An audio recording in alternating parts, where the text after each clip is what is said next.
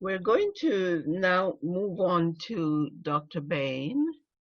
Your team includes John Davids, Xiaoyan Fang, and yourself, Dr. Bain. Dr. Bain is chair of the Secretariat for the Black Community Forum. He's president of the Black Community Research Center, and he's a professor emeritus of the John Molson School of Business at Concordia University. So, Carrie, take it from there. It's indeed a pleasure to be here with this very interesting cross-section of persons from different communities and in different, serving the community in different capacities and with the authority to make change. Let me make that point clear. But I think we need to look at the background in which, when we speak of vulnerability of the Black community, we need to look at the background in the historical sense, because that background makes the situation very difficult and make change quite not that easy a thing. Blacks in Western society have been essentially in a position of vulnerability on two dimensions of human existence. The first is the psychosocial, and the second is the socioeconomic. They're not completely mutually exclusive because they interact in ways that create a number of different kinds of effects, some positive and some very negative and persistent effects on the particular on the population of interest. Blacks in America and the Caribbean owe their presence to essentially the transatlantic slave and colonial and colonial capitalism. The transatlantic slave trade commanded, smuggled, and transported the labor needed to support production in a mercantilist system. The anti-Black racist doctrines and practices supported by the Gobineau's race inequalities of races serve to support and the slave trade as an excuse for the trade itself on moral levels, justify it on what strange moral grounds, and essentially set the framework for the situation that we presently suffer, anti-racism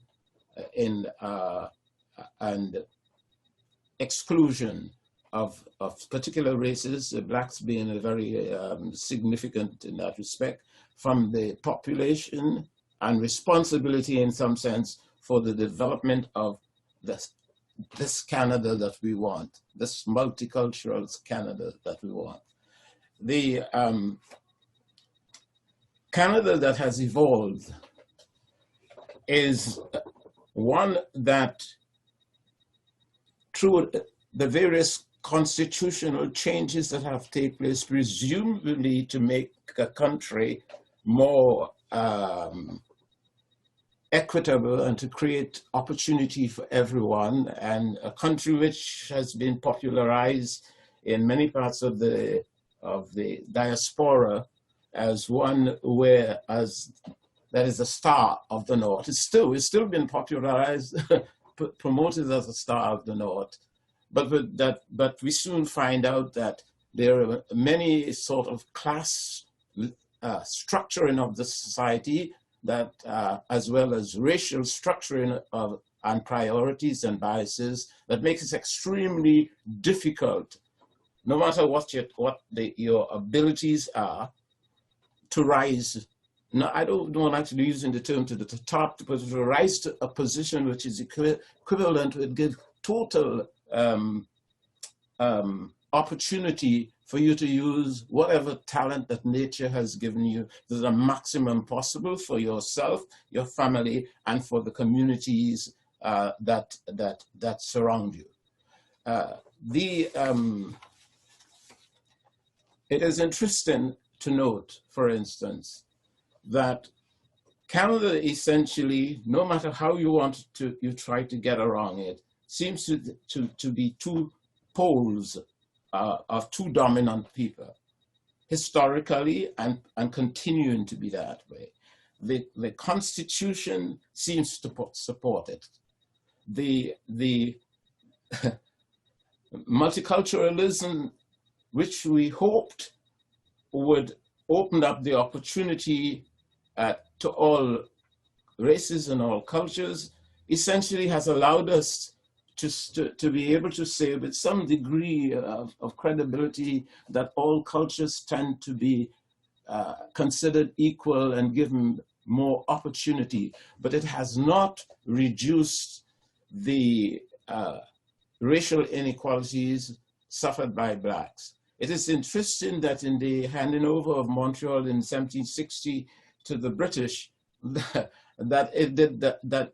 did not stop the Francophone populations from keeping their servants and their slaves.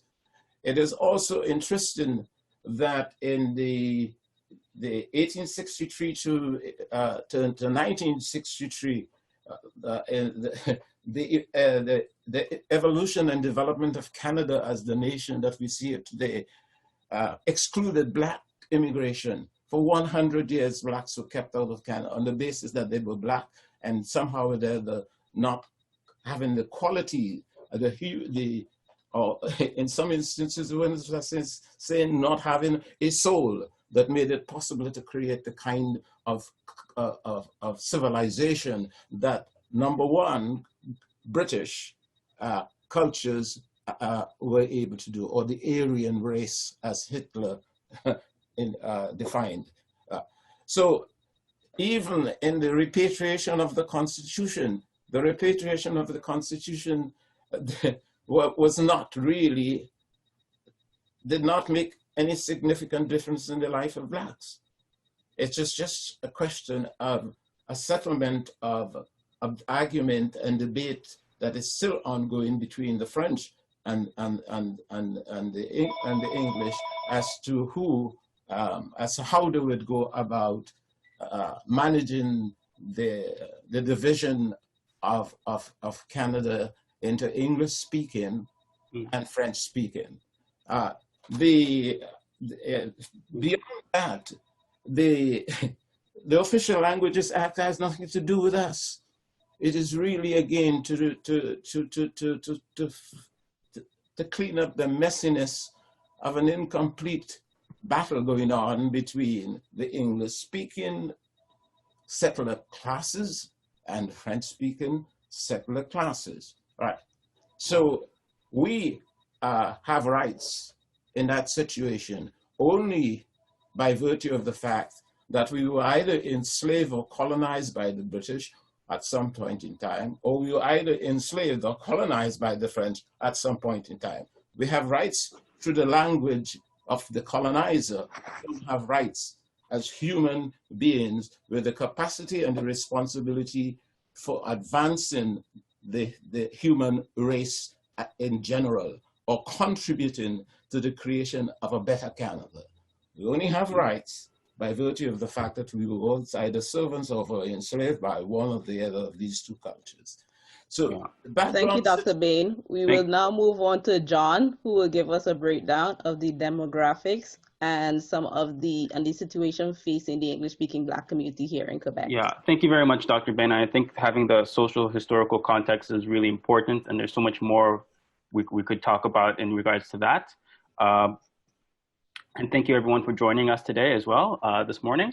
So I'm just going to go ahead and continue where Dr. Bain left off, where he mentioned that, yes, from 1863, from emancipation until around the mid-60s, Black immigration was heavily restricted in Canada. But there was a change that occurred afterwards and going into the 70s, in which through a number of different policies and acts, Black immigration into the country increased, and thus the population of Canada's Black community also increased to what it is today. So when we look at the picture of Blacks in Quebec today, we see that with the latest, from the last census, 2016, that the population is at around 319,000.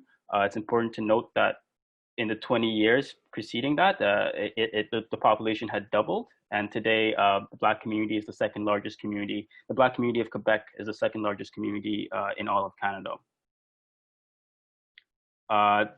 This is just a population pyramid to reflect the Black population of Quebec, showing, as you can see, that there seems to be a bump in youth, and there seems to be a larger segment. Youth seem to make up the largest proportion of the total population. But when we compare that to the English-speaking Black population of Quebec, particularly, it's not quite the same story. But this is basically the age outlook of the English-speaking Black community at Quebec from 2016. I just wanted to also mention that the vast majority of Blacks in Quebec were born outside of the country. So it kind of also underscores and highlights the diversity of the community, diversity in culture and language and so on. And furthermore, of those 319,000 people making up the Black community in Quebec, according to StatsCan, 18.1% of them reported English as their first official language. So with that calculation in mind, the English-speaking Black community in Quebec makes up just under 60,000 people from 2016. Now I'm just going to go into a quick analysis of the gaps, and by this I mean looking at the disparities and differences between the Black community in relation to either the total population or visible minority population. Non-visible minority population in regards to some certain socioeconomic measurements. We start by looking at the average income for the population aged 15 years and above. And what we can see here is that from 2006 to 2016, while average income grew for all the subgroups under observation, so too did the disparities. The three subgroups under observation are the total population represented by blue, Black population represented by red, non-visible minority population represented by yellow. And the gap between in average income between the Black community and the total population grew from 9,250 in 2006 to 11,217 by 2016, showing that the average income gap is growing. Furthermore, when we also look at those living below low income cutoff, a measurement of poverty of sorts for again the population 15 years and over in Quebec. This time we can segment by language as well. So we can look at the English-speaking Black community represented by red, the English-speaking non-visible minorities represented by yellow, French-speaking Black community represented by green, and French-speaking non-visible minority community represented by orange. And again, this compares 2006 to 2016. And what this shows yet again is that for each of these subgroups, the percentage of people living below the low income cutoff decreased. But nonetheless, both the French and English-speaking Black communities still have a significantly higher rate of those living below LICO, below the low income cutoff, and basically double the rate of their linguistic counterparts in the non-visible minority communities. I just want to go then also to unemployment rate. This one is just for 2016, but again, it's segmented by race and language. And you can see that both the English-speaking Black community and French-speaking Black community also still have a significantly higher rate of unemployment for those age 15 and above. Again, it's nearly around double the rate of their linguistic counterparts in the non-visible minority population. So now these tables we're going to show right now are going to go over, are looking at educational attainment and differences amongst those with certain educational attainments. So, sorry, just give me one moment. So what this table here shows is that in regards to median income, as Blacks and non-visible minorities and people in the total population continue their educational attainment, their median income grows for all of these groups. However, the proportion of growth or the rate of growth is very different for the Black community when compared to the total population and non-visible minority population. from having no certificate, diploma, or degree, there's around just under $3,000 difference in median income between Blacks and those in the non-visible minority community. But by the time one reaches having a university degree, a diploma at the bachelor level or above, that difference has grown exponentially to nearly $20,000 in terms of median income for those who have the same education. So that is to say, while there's plenty of great literature and there's plenty of studies that talk to the challenges of education within the Black community in regards to graduation rates and so forth, even those who do have the qualifications and who do have the education still see a significant difference in terms of their rewards for that education, or their income in this case, for getting that education. Again, we keep education as a constant variable here, comparing the different subgroups, Black and non-visible minority and total population. But this time we look at unemployment rate, and the same holds true. From having no degree or certificate or diploma to having a university degree, certificate, or diploma, while it's not consistent all the time, there seems to be a drop in the unemployment rate for all of these subgroups. However, by the time we reach the end, and those who do have a university degree, again, there's still a significantly higher number and higher rate of unemployment within the Black community when compared to the total population and non-visible minority communities, with educational attainment remaining the same. Mm-hmm. This is the last table that looks at education as the constant variable. This time it's segmented for gender as well, and it's composed of 4 subgroups: white males in blue, Black males who are orange, white females who are red, and Black females who are green. And this is for total income, so average income in the thousands by educational attainment. Again, what we see is that average income increases for all groups as they go, as they continue their educational attainment, from having less than a high school diploma to having higher than a bachelor's degree. But again, what we see is that the rewards for that are not quite the same, where white men make nearly triple their average income from having less than a high school diploma to higher than a bachelor's degree. For both Black males and Black females, they only manage to double or around double their income. So at the end of it, for those with higher than a bachelor's degree, there's still a significant disparity when it comes to the average income between the Black community, male and female, and the white community, particularly white males.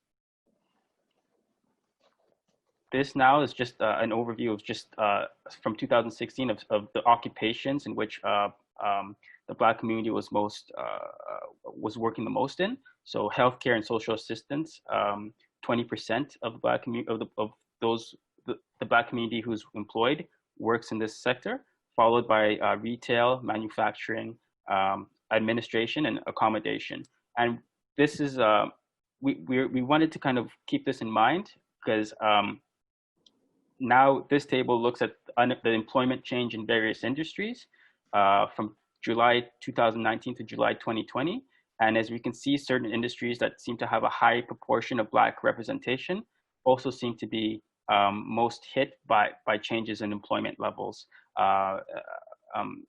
So this kind of, for us, represents a place where we can, we want to kind of, we're kind of warned. It kind of shows like a risk that potentially is facing the Black community in terms of unemployment in the post-COVID world. We want to kind of look at these industries specifically by race to see the impact it's had on the Black community. Okay, so the last kind of table I wanted to just quickly show, again, it's not from 2016, but 2020. This is the most recent data we have. It speaks to these community groups, but in regards to Canada as a whole.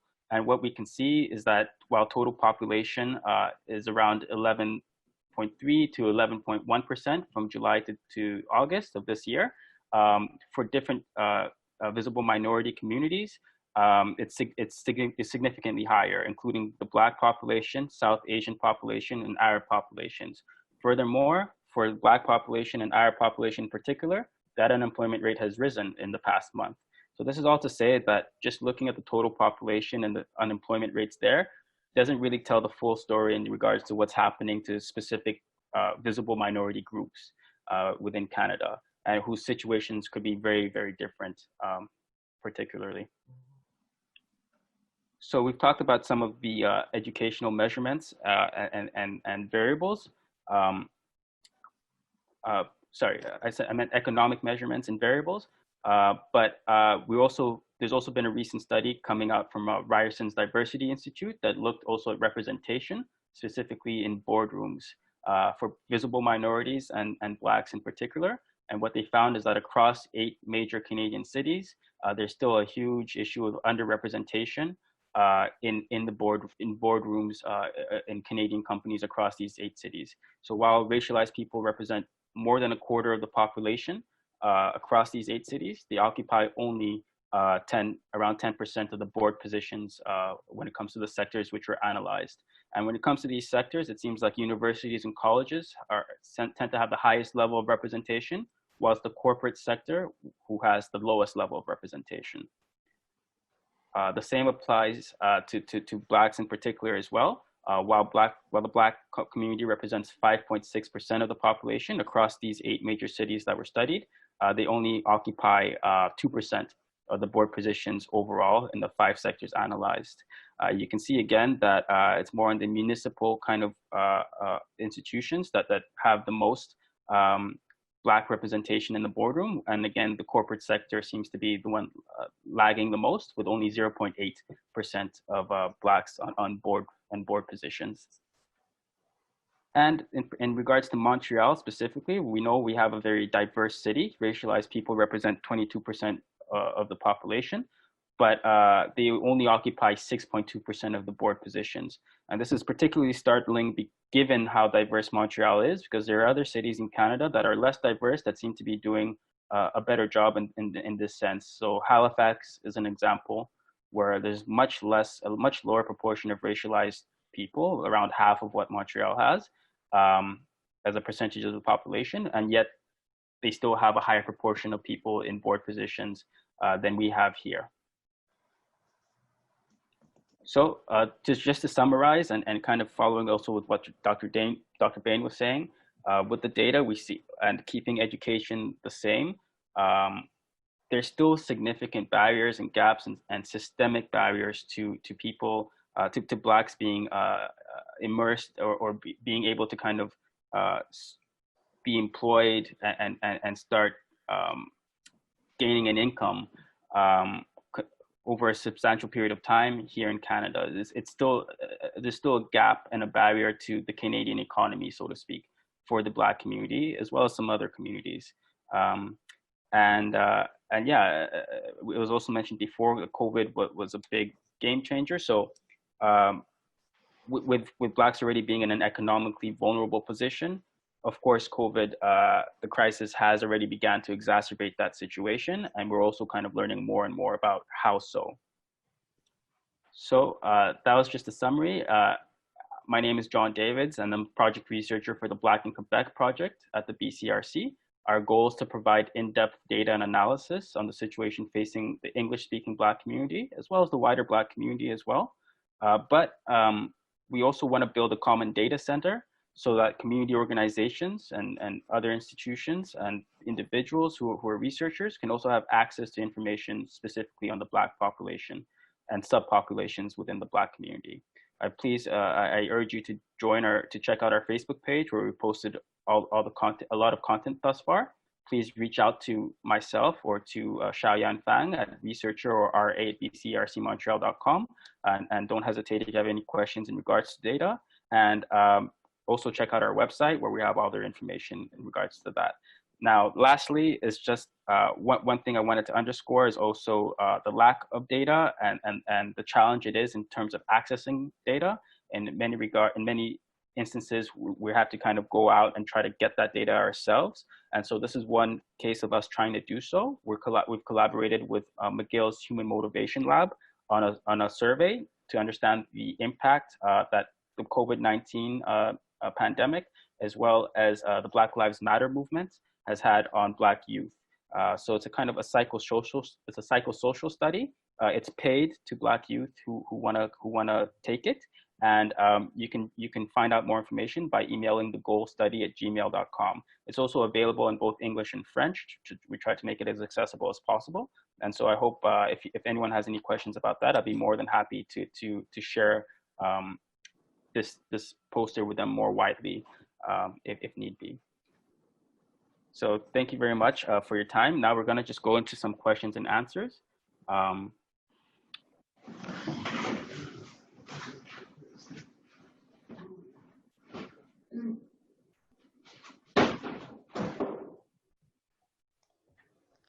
Thank you, John. So one of the first questions from the audience member was, any data regarding the employment trends for Blacks in the twilight of their career? For instance, many Blacks who lost their employment due to market changes within a decade of retirement seems to face insurmountable difficulties in re-entering the marketplace. Can you speak on that? Yeah, well, to be honest, I don't really have information on those who are trying to re-enter the marketplace. So many Blacks who lost their employment due to market changes within a decade of retirement face insurmountable difficulties in re-entering the marketplace. I don't personally, when you look at some of the barriers to entry and some of the difficulties in hiring and problems with hiring practices, I don't necessarily have that segmented for age. I'm trying to get more and more kind of data that's disaggregated, but I couldn't really speak to people in that age range specifically. So I unfortunately I won't really be able to speak on that specifically. But perhaps in the future, it's a direction which I can take more of my research. Okay, thank you, John. The second question is from Generation Emploi. I work for a community organization specialized in employability. We have noticed over the year that Black people and Black youth do not necessarily take advantage of the services that we provide, even though we work in both official languages. I was wondering, what can we do to adapt our services, or what Black community needs would be in order to take greater interest in our services? I think that's a very good question. Now, I think it's similar to the situation facing a lot of other community organizations. We even conducted a survey with CDEC in 2012, and we found that most people don't really know about the resources in their area in terms of employment resources. So even community centers and places where they could go to find job postings and stuff, most people didn't know. So I think this is a challenge that's quite wide. It's not just for your particular organization. I think it's one that even I think the BCRC feels a bit, and I think it's a challenge for community organizations overall to really try to reach the target audience and the people who need or who could most benefit from our services. So personally, you know, I'm very kind of open to taking a new approach in terms of how to reach these people. I wouldn't have an answer in terms of like what's the best way to go right away, but it's certainly a challenge that's shared, and certainly something that I think maybe community organizations could work better together in terms of trying to address and reach more people. Thank you, John. I believe that is all the time we have for the question and answers for this segment. So I will do the honor of introducing Mr. Dave McKenzie to do his presentation. Dave is the founder and coordinator of the Community Service Initiative at the John Monson School of Business at Concordia. Thank you, Dave, for being with us here today.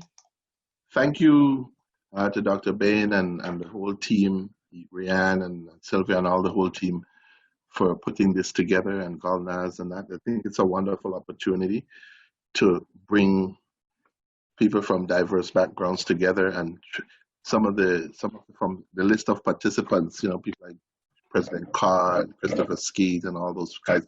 It's about getting them all in one, Mr. Flock, bringing us all in one place and hopefully hear the same message, because sometimes it's in the delivery of the message. The message is so fractured that this one hears one thing, that one hears the other thing, but hopefully today we'll come out singing from the same songbook. I think the presentation that I was asked to give was looking at some practical solutions to Black underemployment. And based on some of the questions that was even posed to the previous speaker, there's some things that I think that I could probably answer. And before I actually just get into my full presentation, I just want to pick up on something that President Carr said in terms of the relationship and some of the actions and some of the partnerships that Concordia has provided or is actively working on with the Black community or with other visible minority communities. Through my role as the founder of the Community Service Initiative, we're not designed just to look at the Black community, but in terms of community organizations, nonprofits, etc. You know, we bring in a lot of resources to bear in those areas, and the university has been, the John Moulton School of Business, and by extension Concordia, has been very active and very supportive in providing certain resources to get out there and work from a practical standpoint and really get to the heart of some of the matter and look for real solutions to helping organizations. So the university definitely needs to be given some credit for that. We're seeing movement. Now, in terms of you know, unemployment and underemployment, as we know, employment is the condition of having paid work, or your trade or your profession, or the action of giving work to somebody. But underemployment is about not having enough paid work or not doing work that makes full use of people's skills and abilities, or work that doesn't reflect the actual training and financial needs. And it's always interesting when we look at the statistics, and maybe there's room for another study here, Dr. Bain, is that when we look at the statistics, we see, you know, we'll see that, you know, Blacks are, you know, educated, but there's this gap. Now, I think the time has come for us to look more closely at what that education is, because you can have a BA or BCom or what, but is it in line with what we need? That's one. Then most of the English-speaking Black community, as the statistics showed, existed outside, came from outside. So many of them are coming with degrees that are from other countries that maybe are not recognized here. So I'm going to, in what I'm going to try to do is look at things in two parts. The first part is there's the whole policy section. You know, what can we do from a policy point of view? But where I really want to go a little more in depth is what can we do ourselves? Because just from the policy standpoint, I mean, the whole idea is about, you know, how can we speak with people like Christopher Skeete and the governments and about boosting public sector employment, and so that we could create these great middle-class jobs. You know, it's about lobbying elected officials to change policies that we could eradicate systemic racism. Another big one is working with professional orders to change policy so that they could start being more accepting of non-Canadian degrees. Because in those three, you have, I mean, the public sector alone is one of the largest employers. And by their own research, they tell you that they're way below their own quotas for who they should be hiring.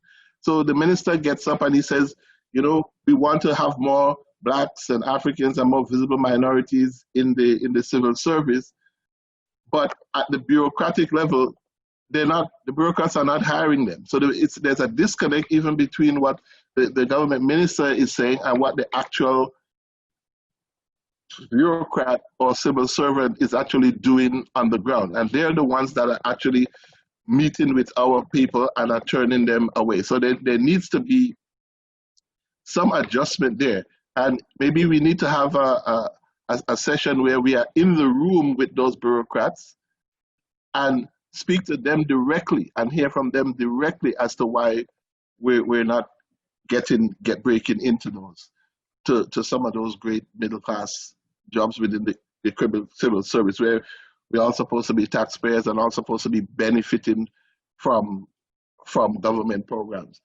As we said, we have the different levels of government, and the research will show they're not doing a great job in terms of even hiring people in their own organizations. You have like the city of Montreal and stuff, Montreal being this great multicultural city. And if you look at the breakdown of elected officials, you don't see us represented in 2020. You know, so there's room, there's a lot of room there for improvement. And when we get to the professional orders, that's a whole different thing. You know, they say, well, you have an engineering degree, but it didn't come from McGill or Concordia, so now you're delivering pizzas. You know, so the person is, but how does that benefit? How is that benefiting the economy? You know, because I think sometimes when we look at these things, we fail to we look at it in such isolation. We say, well, it's this person didn't have a job or this person is affected. But when you start to look at it as a whole, we all are losing. The society is not benefiting from the expertise that it has, right? And like we said, you have the engineer who is delivering pizzas, or the doctor, or the optometrist, or who is now, you know, you meet some of the members of the Chinese community say, well, I was an optometrist in my country, but now I am giving pedicures and manicures, because that's what that was open to me. So, but how is the economy benefiting from this underemployment? So we have to start to reframe that whole, not only just the question but the answer, and put it in the sense that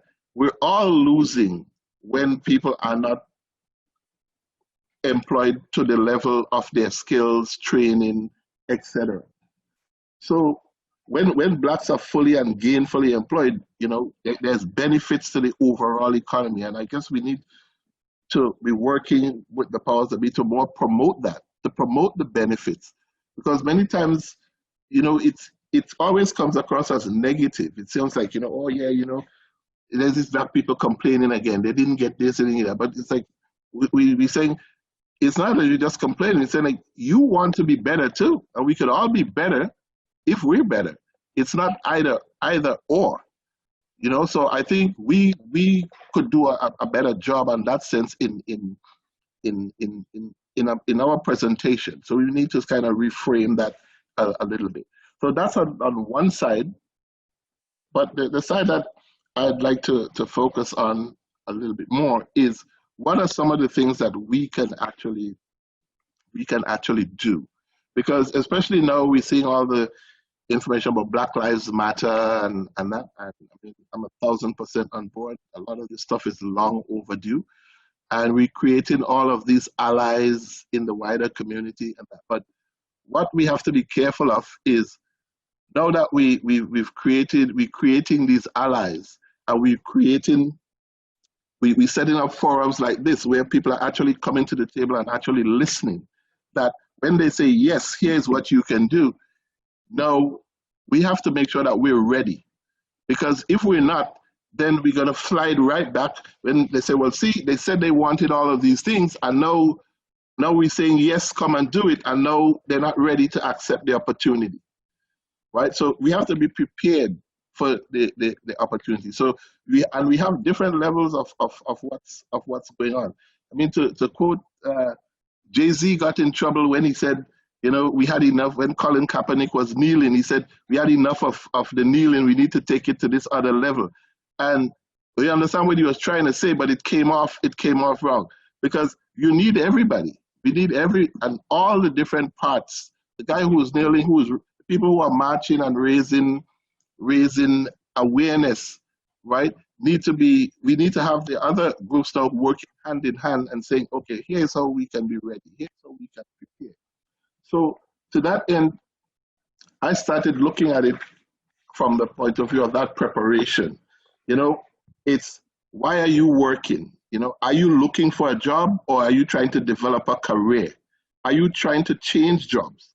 You know, are you working and remunerated way below your education, skills, and experience? I mean, when you ask yourself those questions, you say, which of these are you? Now, regardless of which of those four you're on, you say, look, you want to change your situation. And preparation has to, people say luck is preparation, meeting opportunity. But it's all about, once you get to that mindset, you have to get in shape mentally and physically, right? Because now it's that journey that you go on. You're saying, listen, I want to change this situation. And I'm not only changing it for myself, but for the community. So you have to work from a plan. I say you develop a plan. What do you want to do? What you're passionate about? What are your skills, your education, your experience? You also have to change your mindset, and maybe change the mindset from just hustling to make money to survive, and then instead emphasize, you know, education, career building, because we have all of these things, but sometimes our situation says, no, you just have to kind of just hustle. But I'm saying, like, just take a step back and start to really see what it is you want to do. Sometimes you have to even look at develop a budget. You know, how much money do you need to survive? You know, how much money do you need to cover your necessary expenses?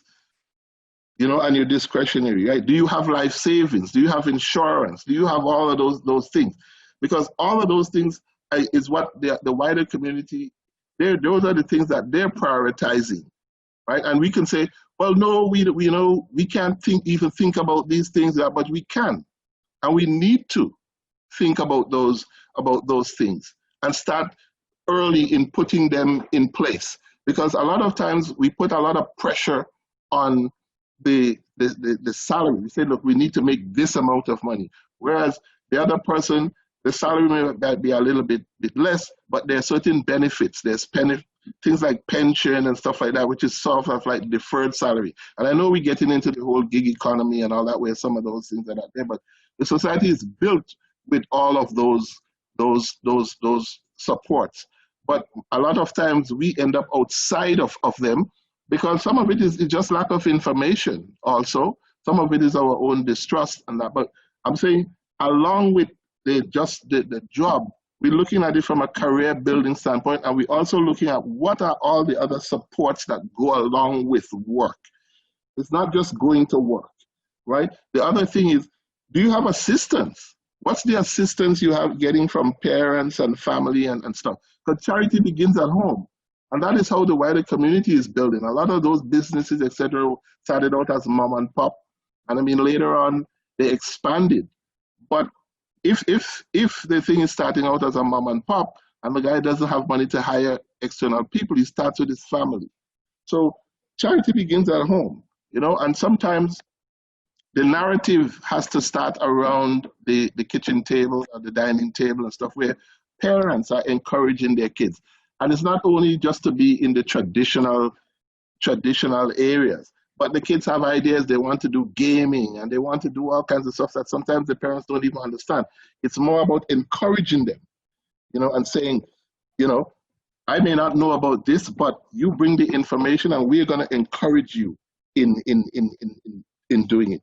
You know, it's about providing that inheritance for the next generation. And another key one is maybe sometimes to stop encouraging them to leave home before they're financially ready to support themselves. Because when that happens, they end up going out and taking these jobs just to kind of support themselves.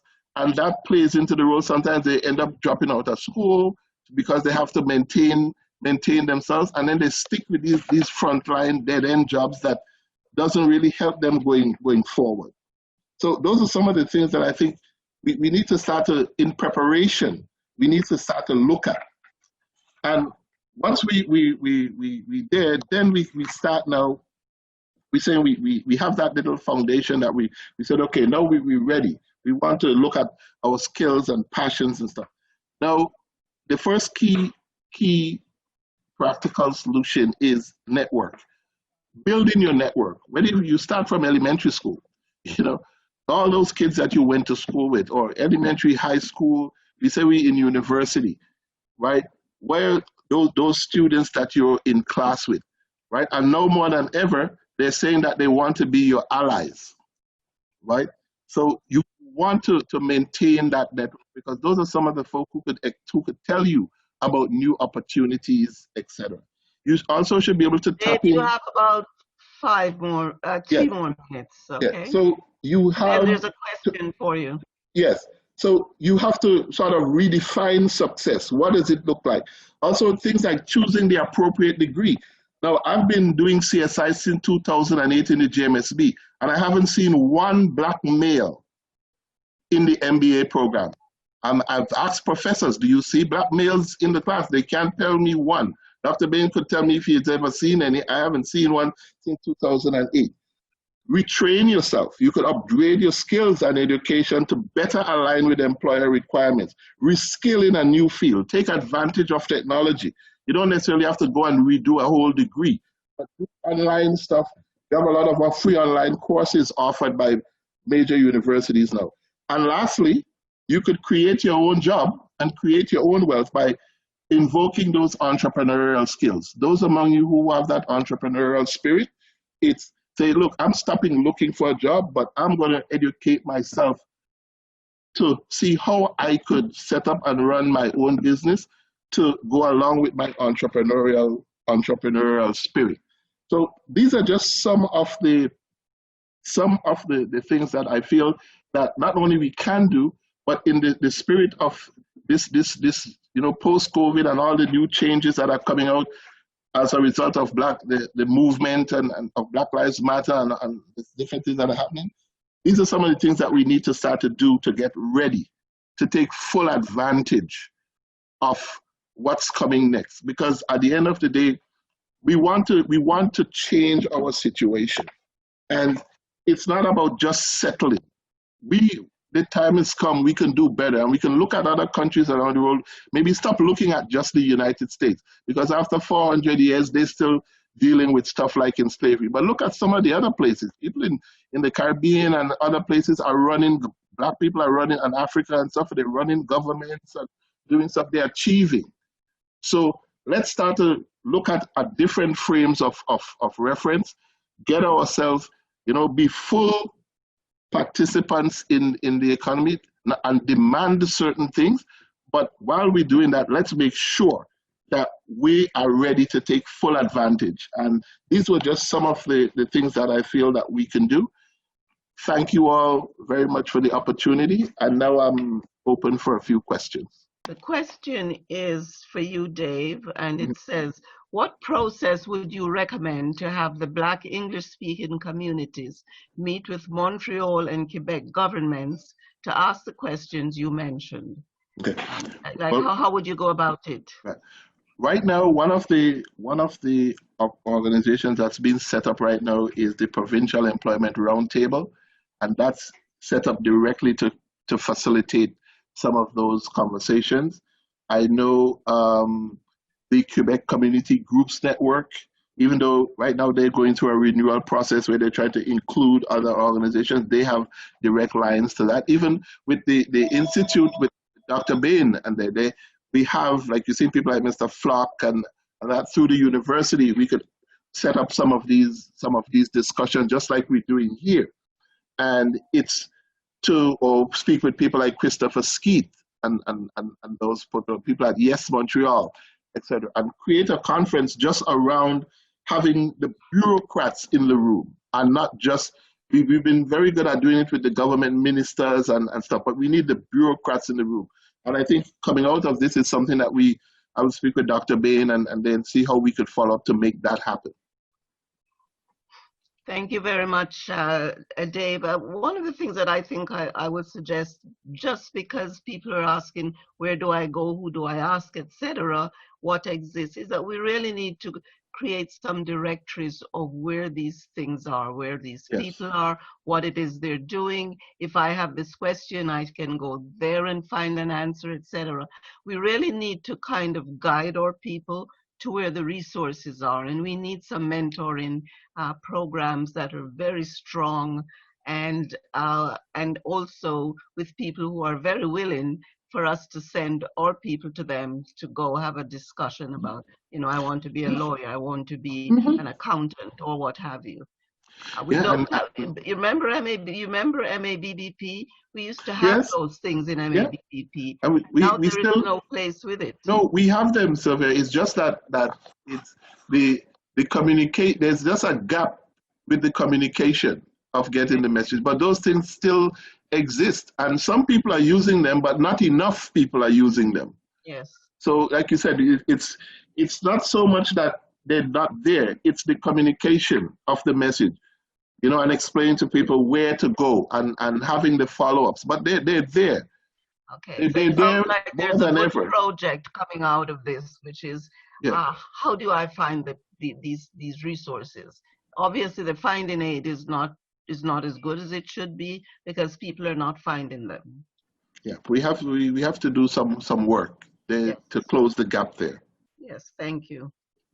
All right. I have a question. Yeah, well, it's not necessarily for you, but if you can answer it, fine. It says most job postings in Quebec list proficiency in French as a job requirement. Unless an Anglophone is fully bilingual, they will not be considered for a position in, say, the public sector.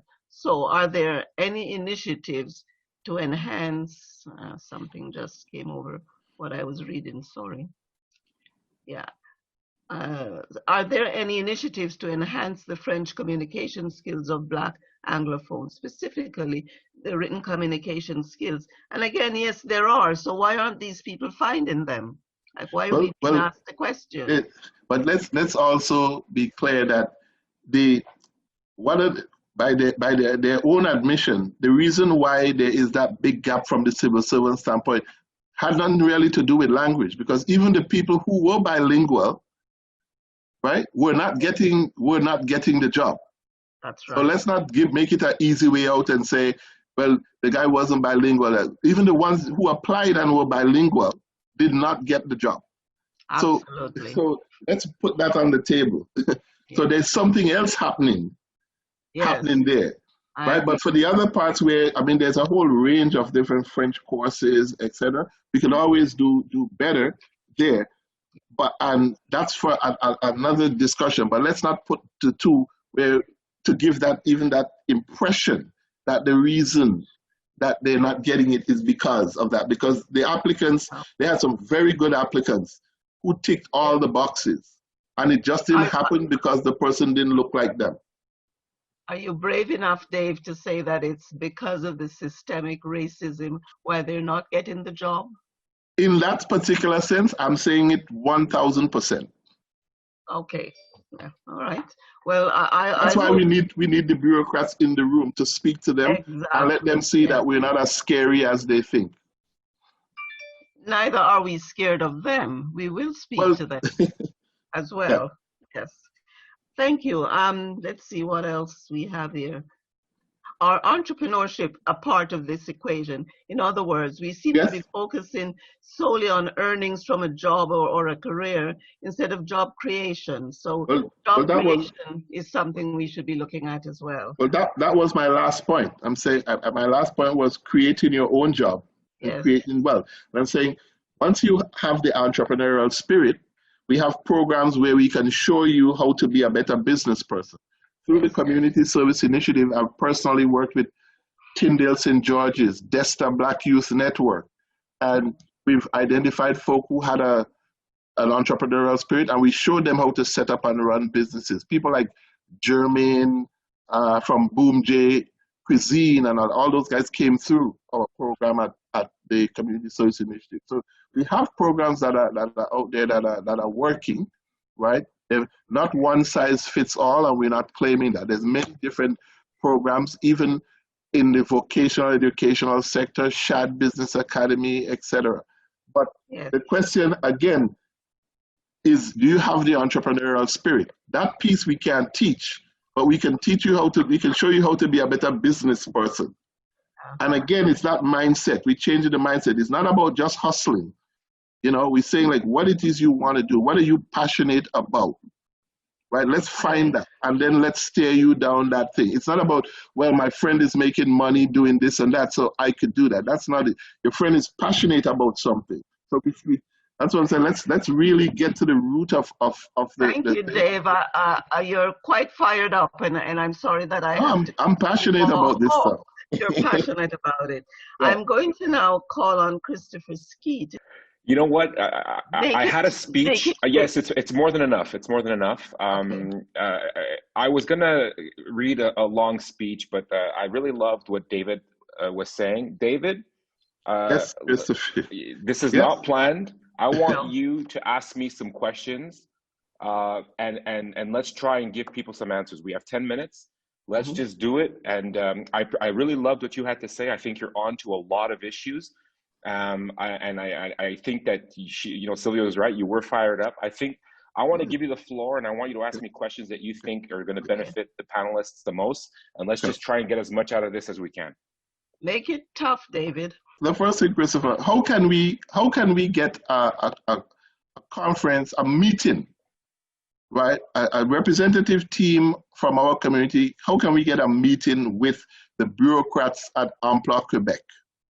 You just ask. I mean, one of the things that I've noticed in my 2 years responsible for the English community in general is that we just don't think about, we're so disconnected from the province. We're so used to the province not really being there for us that we don't even have the reflex of asking or having the links with the Quebec government. Our reflex is to run to Ottawa. And we have to break that. We have to break that. We are entitled to services from our province. And now the province has the Secrétariat, and our mission is to reach out. But I mean, if we reach out and no one's on the other end to grab our hands, we can't help. So the best thing you can do is reach out to the Secrétariat, reach out to me. And my job is to help you guys build those bridges. Okay. So you heard it here first. We heard it from you. That's good. Well, actually, you guys have been hearing it since I went on tour. I've been saying this for the past 2 years. We need to. So we're going to follow through. We need to follow through. I'm not seeing you guys. You know, my government gave $7.1 million over 5 years to help employability issues and initiatives in the English community. And, you know, a lot of people don't know that we created a provincial roundtable. I mean, the BCRC should be there. You guys should be there to help contribute and build upon that so that these issues are taken seriously. There's money, there's a group, there's momentum. We need to seize the opportunity. Yes, I'm a member of the. On this, can I just ask a question? Yes, it's great to hear that, but where was the publicity on this? Why didn't we see it? Well, unfortunately, the budget was launched at the same time as in March. One of the last events I did at public events was the launching of the budget. But I mean, you have to ask yourself, you know, and I'm going to be kind of raw here because we're with family. We're going to be with family, but you know, just because you don't like everything my government is doing doesn't mean you have to ignore everything we're saying. I was pretty vocal about that 7.1 million. No one took it up. You know, no one believes that we care. No one believes that I got that money for the English community. And now because, you know, some of the things that my government did are not necessarily popular, you know, some people are not out there, but Bill and I, we send communications. We're active. We did a tour of the community. You know, the money's there, and the provincial roundtable was created, and there was the ministerial presence there. The Minister for Work created a roundtable within his own ministry to, when you heard the statistic that Bill spoke to before about the 3% gap with the English community and the Francophones. So we're trying to get the word out, but again, I think the English community is so used to the government being absent that the reflex is not there to actually follow what's going on. And my challenge to you is follow what's going on. The government's there for you now. And get some successes, I think we will follow through. That's part of the problem was we weren't having any success, and so we considered it almost a waste of time. I'm glad to hear that it isn't, and we should continue to do it. You know, one of the big things that we need to remember, and I think, you know, let's put it in context, right? For 50 years, you know, we've decided as a community that, you know, our option was in Canada. And for 50 years, you know, we've sort of had this debate in Canada, in Quebec, about whether or not we should go or we should stay. And unfortunately, because, you know, as an MBA teacher, you'll understand this, Maslow's pyramid of needs, you know, we were just busy saving the country. So we've sort of gotten used to not really following what politicians talk about healthcare, when they're talking about infrastructure, when they're talking about education. All we had to do, our only job was, hey, I got to save this country every time we vote. What that does after 50 years, after 2.5 generations, is it creates a situation where we're kind of withdrawn from the province.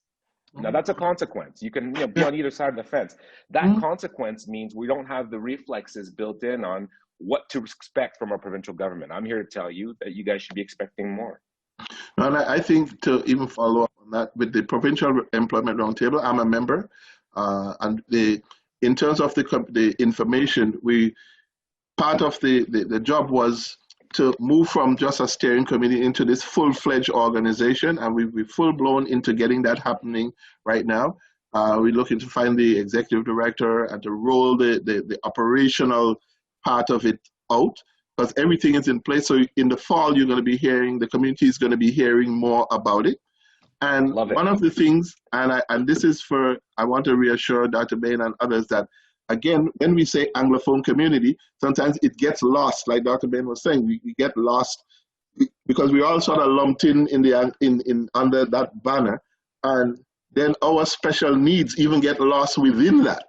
So even within that employment roundtable, we're going to make sure that our voices are heard, and that information and resources are going to be coming, because that's one of the areas too that we can be following through to have these meetings, and when information is coming from the government and stuff, we have this way to get it out, not only to the traditional Anglophone communities, but to all the communities that make up the community.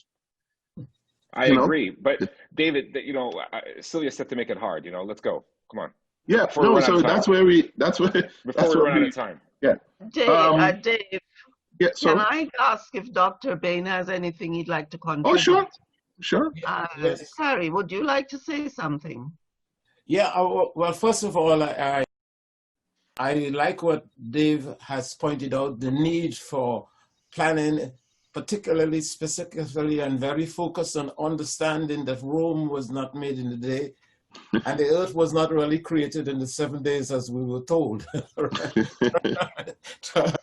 And basically the human race didn't come about just with the creation of Adam. There was an Eve issue that we are still dealing with today. So we have to plan in more detail. That is one of the reasons that we are having this conference. That's one of the reasons that we have significantly transformed the Black Community Resource Center. That's the reason that we have moved from trying to have a top-down agency to allow people to be committed to their mandate and mission, right? The PERT example, Dave, you made the point with which we have a very major problem in this society, and I direct this to Skeete also. It is every time Black people put forward something and try to get a focus in it, and it looks good, it gets generalized to people who only have one toe, people who have 10 toes instead, right? People who, and it becomes so general that we get lost. And that's the reason why we are at the bottom of the ladder, because the rest of the society keep generalizing it to their benefit. So we are out on the street fighting, but they are benefiting, right? So that has to stop. Even if it's sung as though we are so self-focused that we can't see anything else. We need to be self-focused at this point. I mean, everybody else is focusing on themselves. So we need to. It's not a bad thing. I mean, if the English-speaking Blacks, for no reason of their own, they didn't ask to speak English, they was snatched out of Africa and wherever, salted out in the sea until we were almost dead, and then told what we needed to, what we have to be, given new names and all the rest of it. We didn't ask to be English. Not that the French-speaking Black asked to be speaking then. It all depends on which boat got to the African coast before who. So I want us, Skeete, to have the government focus on us if they intend to help us. Don't say this is for the English speaking or for the citizens of Quebec. Yes. Well, actually, Dr. Bain, if I may, we launched a roundtable within our government made up of 3 Black people, 2 former police officers, a former peace officer, and the Minister for Native Affairs. We launched an anti-racism task force aimed at addressing the issue. Now, a lot of people say, well, you know, why don't you guys do another commission? Because quite frankly, there's been commissions, man. We done had commissions. We done had many meetings. We done had many reports being written, and nothing was done. So we don't need another report. What we need to do is, okay, what are the reports? What did they say? How do we sharpen the pencil to make sure that we do something? And one of the things that we're committed to doing in that committee is addressing real irritants. Like one of the things that you said, David, was, for instance, the public service, right? Yeah. Now, you're right that language is a major issue, but it's not the only issue. It's not the only issue. And within that, how do we address it? Well, the reality is everyone has a box to tick except the visible minority. That was a recommendation. It wasn't mandatory. One of the things we can do in that commission is recommend and make it mandatory going forward. Another thing that we noticed was, you know, public sector boards. You know, in 2015, they passed a law that said all public sector boards have to have a youth, right, under 35, sitting there. Well, why can't we do that for visible minorities? Okay, why can't we have that? That's one of the things that I'm pushing for in the program as well. So these are all the types of concrete actions that we need to put in place. But unfortunately, Christopher Skeete, I'm getting a lot of grief because, well, they didn't say systemic, so let's just throw out the baby with the bathwater. Yeah, so as a community, we need to sort of wrap our heads around that. As a group, we might all be Black, but we're not always going to agree on everything. And we need to find points of commonality on where we agree. Where we agree, ladies and gentlemen, is that there is racism in Quebec. Yeah. Where we agree is that it needs to stop. Where it needs to stop. Well, you know, you can have that debate, Dr. Bain, but what I'm saying is we all agree that there is racism. But just one quick second before we get down into the debate on that. One of in terms of concrete things, one of the knees on our necks is how can we change, what leverage do we have with professional orders? Because if in terms of getting them to accept some of these degrees from some of these places. Yeah, so what I'm saying is that what leverage, Christopher, do we have with the professional orders? Because they're the ones ultimately, and they go against the government in some areas. When government said, okay, we want to see more people in this area, or we want more doctors. Do you know why they do it? Do you know why they do it? Yeah, so give us some. It's economics. It's all economics. It's economics. Why would I want to have more members and reduce the rarity of my members, thereby diluting their numbers in the population and thereby making us more likely, less rare? So you have to understand the economics of it. It's a club. They want to make sure that they have people in their club that are rare so that they could charge more. Now, that's the incentive for the corporate culture that they have, where the government needs to come in and needs to say, like, for instance, when you want to get an equivalency for an engineering degree, right? You have, let's say we recognize your degree comes from France, a notable country, somewhere that has equal statuses as us. Well, in order to get your engineering degree in Quebec, they're going to say, well, you know, you need to be accompanied for a year by a mentor or somebody who's going to take you on. Well, if I'm a member, why would I do that? Why would I take on somebody else, sign their papers for a year, agree to take them on my back and lead them through the process? Why would I do that? There's no financial incentive to do it. There's no membership incentive to do it. And I'm taking all the risk because I'm signing this person's work. So why would somebody do that? So that's why you see that those situations are rare, because there's nobody there willing to put their neck out for someone else that they don't know, that's from another country, that may or may not be qualified. Now, where the government can be useful, where the government has a role to play, is to say, well, maybe we should tell the orders that they should take on a minimum. We tell them, hey, you know what? You must guarantee us X number of accompaniments and find a way to do it. That's where legislation could be useful. But other than that, you can't force normal people to do things that they don't want to fundamentally do. And I think that's the biggest problem that we have. But we have to understand where that comes from as a group, and where to put the right pressure to remedy the problem. So that's how we do it, by understanding the system and creating the solutions that are minded in it. Okay. Okay, so Dr. Bain, you want to say something? Yeah, well, the situation is even more intractable than that. All of that is consolidated in the kind of constitutional arrangements that we have and the kind of accommodations that we make, right? We basically say, okay, the two languages in this country that binds it together. Most of us have no problem with that because, you know, most Caribbean people have done languages that are dead, like Latin. You know, you do English, you do French, you do Spanish, and then you have one other language to do. At least when I went to school, either German or Latin or something like that. So that's not a problem. The problem is in Canada, the French from France have Quebec. The English has managed to take over the rest of Canada by all various means, right? Now they are fighting about who has greater rights to the goods, services, and wealth of this country, and how is it distributed. They don't have any. So when, as you said, Skeete, which of these two groups of people want to bring more people into this country and give them equal rights to them, only to dissipate the control of the country? Well, no, that's not what I said. What I said was, no, I'm telling you that professional orders have an incentive to keep the membership low. Is what I said. But that's what they want to do. They want to talk about that. They want us in their individual camps and to listen to and do what they want us to do.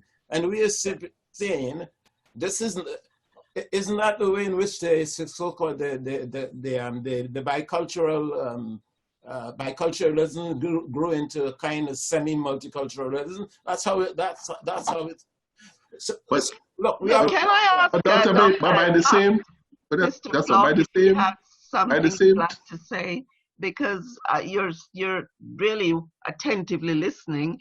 And is there anything you can add to what was just said, especially what Christopher said? What I would like to ask the government to do, since we have these difficulties, there's no reason why you cannot create an industry among the visible minorities and make them work together with you in order to facilitate their needs.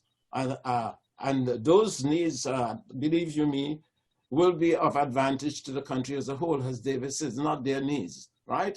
But you can solve the problem of unemployment in the entire visible minority community by just directing funding that you receive from our taxes and from Ottawa, shall we say, towards in professionalizing these organizations, giving them the capacity that they need, making it possible for them not to become a part of the discrimination against their own people. You know, I don't know too many. There's not a single organization in the Black community that is not paying executive directors only half the salary that white executive directors in white communities are getting, right? We are fighting with each other. No, we can't pay her or him $40,000 because, I mean, the government is not going to agree. Meanwhile, when we go and sit in these tables that you're creating, people are talking freely about starting to hire somebody at $70,000 and $80,000. I mean, say, well, we are crazy. We are fighting about paying our executive director $40,000, and they are paying a person under the executive director $71,000 to start. In other words, you have us in a position where we are equally responsible for discriminating against our own people. So why don't you fix that first? I think I'm going to have to start to wrap up this section. Mr. Flock, do you want to say the last word in this at this time, and then I'll do a Wasn't wrap that up. more interesting? No, I'm so happy that we did it that way. I think people got more out of it than it worked out really beautifully. Sure, just a couple of things, and it's been very rich, and I agree with Christopher. This has been very, a really strong interactive session.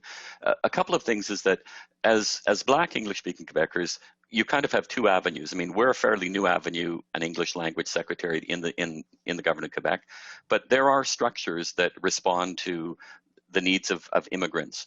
In some cases, maybe not for visible minorities as strong as one would hope. But as an example, we had an announcement last November where the Minister of Emploi Québec and Travail, MTES, Jean Boulet, announced the creation of a committee consultative for English-speaking Quebecers under the sort of the umbrella of what they call the Commission des Partenaires de Marché de Travail, which will then, with the creation of, at the community level, of the provincial roundtable, and then in terms of community government liaison, we now have two structures coming into being, which means that a lot of the long-standing and really thorny questions that have been raised here today, not to say that we can solve them overnight, but we do have increasingly structures in place to enable a useful dialogue. So I think that, I would encourage certainly BCRC, DESTA, Tintle St. George, the ACDPN, any organizations working on behalf of Black English-speaking Quebecers who have an interest in employability, certainly join with Dave and make your voices known within the provincial roundtable. That'd be an important dimension. In terms of Dr. Bayne's point about, the direct support to organizations serving Blacks, I mean, we heard that message, and that's why we have an agreement with the BCRC to give some resources to allow the BCRC to be on a more substantial footing. I would, though, caution, and I'm going to be very just to give you my experience within government, some of the things that we've raised as scenarios, possibilities within the government of Quebec, we sometimes get pushback about the idea that, well, we don't want to create a double system. We don't want, to, for example, put the English-speaking community on a certain kind of footing, because the feeling is that, well, we fund general organizations at the community level that are supposed to respond to these kinds of needs. So we don't want to segment, break it down too much. So you can imagine then that within the English-speaking community, and the way I would see it is that it's a very diverse community, both in terms of racial components, but also in terms of regional components. So if we, for example, think that, well, our Secretariat, we should be working on 40 different parallel tracks, I'm not sure how successful we're going to be, because we're also a small group. So I think that in some ways it's trying to find the right balance between where you join forces with broader networks and where you fight for your own piece of the action and make sure that you've got a place to make sure that you have a capacity for collective action. So I think finding the balance is important. Use alliances, partnerships where you can, but certainly don't evacuate the need to speak for yourselves, the kind of parler pour notion. So just to say, though, that we're very much encouraged by some of the developments with PERT. I'm glad that, Dave, you're there and your voice is heard. But I think it's important that all of the organizations on the line here today make sure that PERT lives up to their expectations, and that they have full opportunity to participate and make it an effective vehicle for English-speaking Quebecers. That's all I want to say for now, but I look forward to your follow-on workshops, and I'm very encouraged by this by the start here today. Thank you very much. One of the things I'd really like to say is that, we often have these events and people come in and we get great information out of them, and then we go home and everyone goes to sleep. What I'd like to say is we really want to see what concrete steps the various organizations involved in this effort will take. We're especially, though, interested in what the government people who are on the panel will do next, and invite us to participate, invite us to join you, invite us to write something, whatever it is. We need to move from where we have these sessions and they're wonderful, and then nothing happens after that. We've had a lot of those. I've been around long enough to know. Sylvia, can I say one thing? Yeah. I mean, I don't want to be disrespectful or to cut you, but I want I'm just to put words in my. But I think The idea is not for us to wait for the government to invite us. I think that's what we've been doing. So let's change the word. We're not waiting for them to invite us. We have Christopher who is saying he's open to do certain things. Let's follow up and make the call and say, Christopher, here's what we need. How can you point us to that direction? So we're not waiting for invitations. Let us sit down and so let's be clear there. Yeah, we're not waiting, but what we need to do is to prepare something that says, here's what we want, and find the right person to tell or to call a meeting with, and to have a couple of other people attend the meeting with you, etc. That's it. Strengthen what it is we're saying, and to also go back to our own quarters and do work if work needs to be done. Exactly. I know you're all working a hell of a lot, but sometimes I wonder, are we gaining anything by this? Yeah. You know, we're still at the stage where we're talking about jobs and people not getting the jobs, and you know, we now have to face COVID-19, which is going to be a big challenge on our community. People are losing jobs, people are losing their small businesses, etc. Where do we go from here? Yeah, Sylvia, yes, I want to say two things. Part of it is capacity, and that has to be fixed. And yes, Dave, we at BCRC and the forum have not sat back and said, wait until. No, you've been doing it, actively doing it. And I think the Secrétariat, Skeete and Bill will tell you that we have been pushy. Right? It's we working. Come to them and say, we want you to come and speak to us. I know. We want you. I know. So yes, I agree with what you say 100%. We have to stop being served and take responsibility for this country. Absolutely. We are no longer the slaves of so many hundred years ago and the immigrants of yesterday. We are responsible. My daughter tells me that she's not a Trinidadian, she's a Canadian, right? And my granddaughter, she don't even know about Trinidad. I hate to disturb this wonderful and vibrant conversation, but we do have to wrap up right now. I have to go back to work before before I get fired. So I just want to thank everyone. I'll allow Sylvia to say the last words of thanks. Thank you. Thank you very much, Ryan. And thanks for all the support that you gave me in getting ready for this. I am very happy that I said yes and found the time to participate. I think it's extremely useful, and not only useful, it's necessary. And I want the enthusiasm that you have now to be carried forward into the next step. And we need to have next step. We've had this, what is the next step? Are we going to then form something with our desires and say to the government, Skeete and all the rest, and Flock, this is what we would like, this is what we want? Because I think we've passed the stage where we're begging. We're not begging anymore. We're saying we pay taxes, we support the economy, etc. We want our share, and this is how we want our share to be used. So but we need to come up with strong statements that we can back up and that we can go and present with any background information that we need to show why that is where we are now and this is where we want to go next. And I think we have a lot of smart, I mean, we run a scholarship program and Clary knows about it, BCRC supports it.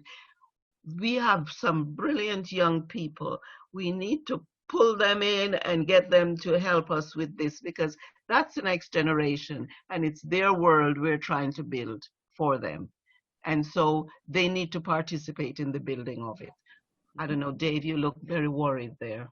No, I'm not worried at all. As a matter of fact, I'm the glass half full because I'm seeing it every day with people working and doing.